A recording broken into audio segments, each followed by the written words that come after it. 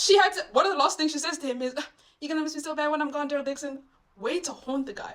So now Daryl, with him, it's not just grief, it's guilt. Because he has massive survivor's guilt, bro. For him, it's not even just death and loss. He takes responsibility for it because he's like, what could I have done?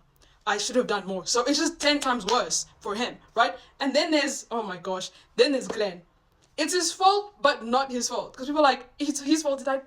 But is it though? But the thing is, this is before we know how sadistic Negan is. The thing of like, I'm not gonna punish you. I'm gonna punish someone you love and make you watch, bro. So when he hits, because Negan was tormenting Rosita, right? So then he's like, and then clocks him, right? I thought Daryl was about to die in that moment. Like, because what did Negan say? I will shut that shit down, no exceptions. So I thought we're about to lose Daryl. I'm gonna stop watching The Walking Dead. It's been good. Psych, he swings on Glenn. The way Daryl flinched, I cried. And then on top of that, even Dwight had to come add gasoline to the fire and take pictures, because the saviors were sick, man. They were taking pictures of like the bashed heads of their victims and had like a whole collage on their wall, like artwork.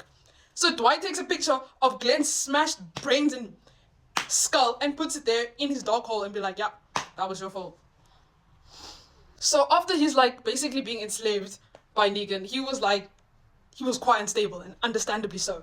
He was like locked in the dog hole, fair dog shit. He was gang beat. And then on top of it, Easy Street. And people think that Easy Street was the torture. That's not the torture. What they were doing was they were keeping him awake. Do you know what happens to the human brain when you're sleep deprived? It was psychological torture.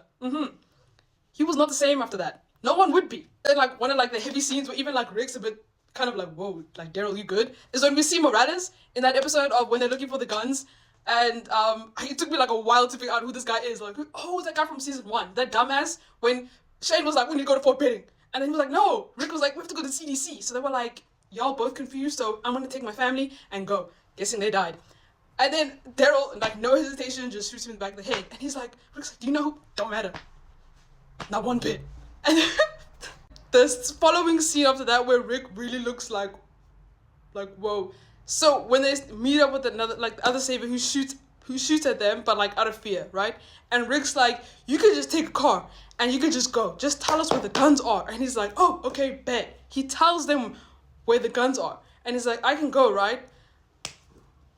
Daryl just shoots him in the head straight up. I was like, yeah, damn. He was at his max, bro. He was at his limit. To top it all off, he's the last person to see Rick alive.